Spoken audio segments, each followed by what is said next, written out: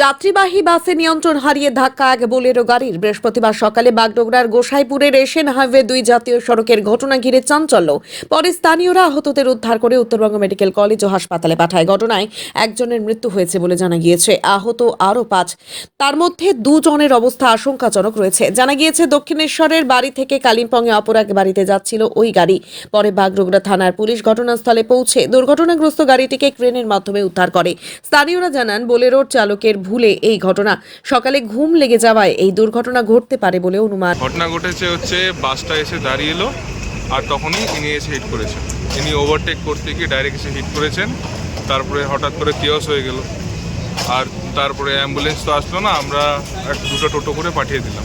Total 6 জন ছিল, 2 জন serious আছে, বাকি 3-4 জনের লেগেছে, বাট নট দ্যাট সিরিয়াস। কয়জন মহিলা ছিল, কয়জন বাচ্চা? কিছু 2 জন মহিলা ছিল, 1 জন বাচ্চা ছিল, আর 3 জন মেল ছিল। ম্যান ছিল। আচ্ছা, কতটা ক্ষয়ক্ষতি, কার চোট লেগেছে বেশি? কার একটা মহিলা আর একটা পুরুষ, ওনার 2 জনের বেশি লেগেছে। কি মনে হয়? 2 জনের সিরিয়াসই বলতে পারেন, মাথায় লেগেছে। তো কোথা থেকে এরা কিছু জানা গেল? এরা সম্ভবত কলকাতা থেকে আসছেন।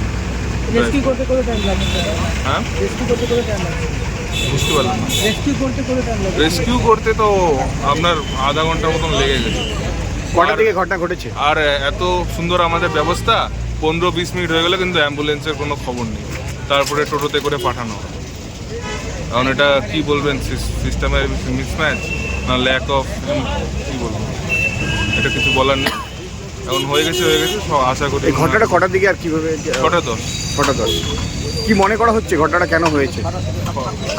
হয়তো ঘুমেছিলেন উনি, ড্রাইভার। হ্যাঁ ড্রাইভার, পিছনের দিকে ধাক্কা লাগে। মোস্টলি ড্রাইভারেরই ভুল ছিল।